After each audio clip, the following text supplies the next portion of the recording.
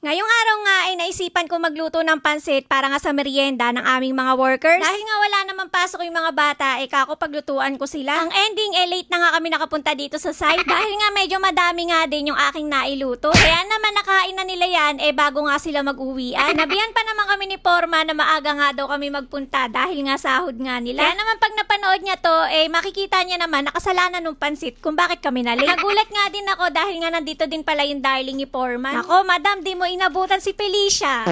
Kaya naman bago mahuli si Foreman, nag-hi muna ako kay madam. So, ito na nga yung itsura ng ating ipinapagawa. Nahukay na nga nila yung mga dugtungan ng butas na paglalagyan nga ng ating poste. At wag nga kayo mag-alala kung bakit nga hindi pa sila naglalagay dyan ng mga bakal. Dahil nga sabay-sabay nila yung itatayo at bubuhusan. At nakapokus talaga sila ngayon sa paghukay. Madami na nga din silang naisalansan na bakal, kaya naman madali na lang ilagay yun. At malay nyo, may makuha nga kayong idea din sa kanila. Dito nga sa may timba, madami na nga din silang nagawang spacing bar. Meron pa nga din silang mga pinapatuyo pa. At ito namang si Willie nagbibilang na nga ng mga pasahod niya. Dahil nga alas 5 na din neto at tapos na nga din yung trabaho ng ating mga workers. So habang nagmimerienda nga sila, si Foreman na nga yung nagbibigay ng kanilang mga sahod. Dahil nga malayo yung mga tindahan dito, sila na nga nagdadala ng mga merienda ng mga tao. At iyon nga din yung mga kinakaltas ni Foreman. Habang busy nga sila, si Willie busy din sa paglalaro ng drone niya. Medyo malayo nga kasi yung narating, tinignan namin kung babalik nga mag-isa. Dahil nga may mga napapanood din kami na nawawala nga yung mga drone. Buti pa nga ito,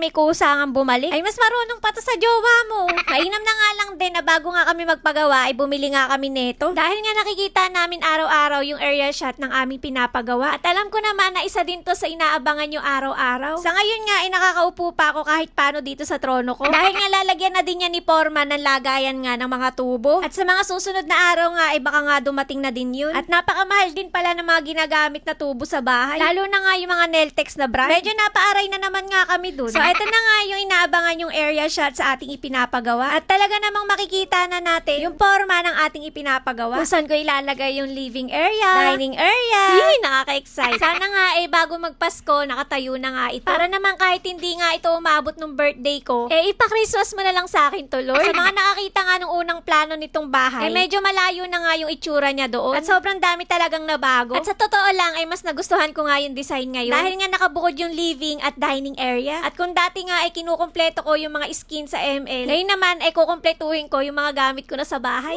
Kung meron pa akong ipambibili. So, ito nga sabi ko kay Willie, igala nga kayo dito. Para nga din makita nyo yung community namin dito. At siguro naman, wala nang chismosa dito. So, ayan muna nga yung update ko po sa inyo ulit ngayong araw. Kaya naman, wag nyo akong kakalimutang i-follow. Bukas na lang ulit.